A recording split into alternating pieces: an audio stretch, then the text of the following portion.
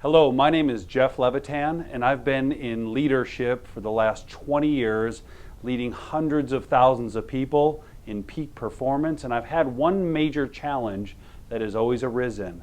People that look good, they sound good, they're of great family backgrounds, but they're accomplishing very little, or they're not achieved. And I always wonder what's going on with them. And I've studied many different things to try to figure out what holds people back. And I came upon a story that I think perfectly exemplifies what has happened to most people. Way long ago in a far-off land, there was a master of wisdom and his apprentice that were walking through a valley. They came upon a small, meager house, a little shack, sitting on a meager piece of farmland. The master said, "Apprentice, go knock on that door and ask those people to share some food with us." The apprentice said, "Well, master, we have plenty of food of our own. Why would we need to ask of them?" And he said, I'm the master, you're the apprentice, just do as I say." So the apprentice went over there and he knocked on the little door.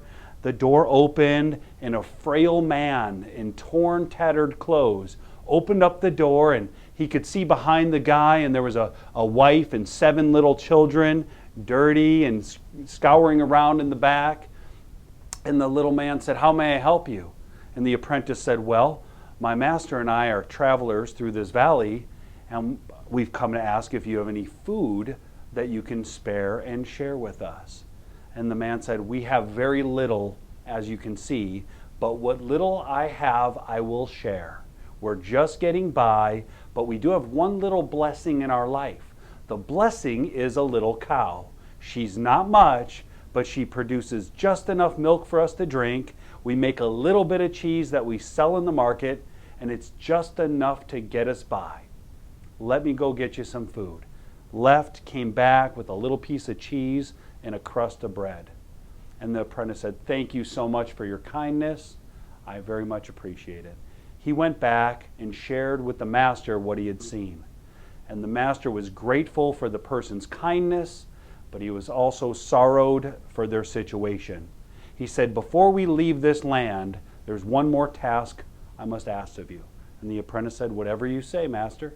He said, "I want you to go back to that little shack, and I want you to bring me back their little cow."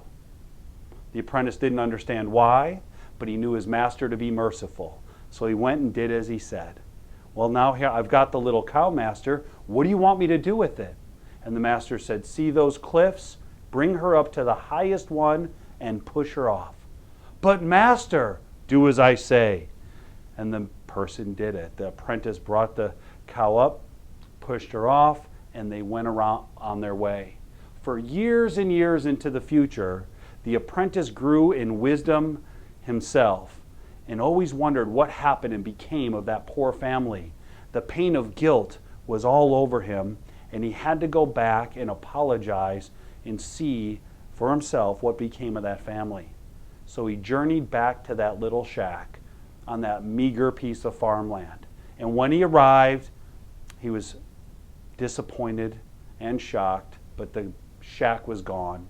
In its place was a big estate, a fenced-in villa, and he knew that that little family got driven off their land. So he had to go find out, and he knocked on this big grand door. And as he did, a servant answered and said, "How might I be of help to you?" He said, "I need the master of the house, please." This wealthy, well-dressed man walked on up and said, "How might I be of service to you?"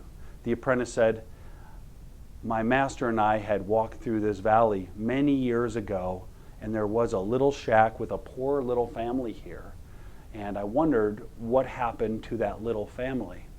And the wealthy man was perplexed and said, "Well, I don't understand what you're talking about. My family has lived on this land for 3 generations. And the apprentice said, "I don't understand. There used to be a small shack here and a poor family and 7 kids. And the wealthy man said, "Oh, I know what you're talking about. That was me.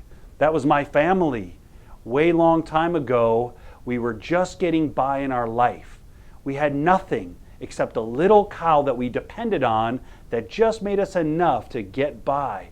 we settled for that little cow, and we lived on what little meager things that that cow could provide, until one day that cow wandered off and fell off a cliff. And the apprentice was like, oh my goodness. And he said, you know, it was the greatest blessing of our life. We thought we'd be destitute, but it was until that moment that we weren't even harnessing our God-given resources and the things that we were able to do. We never even searched out our possibilities. So it wasn't until we were absolutely at the bottom, till we hit rock bottom and we were destitute, that we started to look inside of ourselves to see what we could make. And we worked even harder, and we used our minds and our bodies, and we came up with ideas to make money and to survive. And it was only at that point that we were able to find out what we were really made of. And at that point, we became very successful. It's a matter of fact, not only do I have this big mansion and villa, but so do each and every one of my children, who are all now grown and very successful on their own. See, the moral of the story, everybody, was that sometimes we have to not settle anymore and possibly kill what we would call the proverbial little cow in our lives. So you have to ask yourself, what's your little cow? Is your little cow that job that you're not happy with, that's providing you just enough income to get by? Is it that bad relationship that's holding you back? Are you waiting for maybe the government to take care of you and give you just enough to get by and survive on? Are you settling in your life? That story is a great reason not to settle. You've got to kill your little cow, and you have to go for it. Good luck, and we'll see you at the top.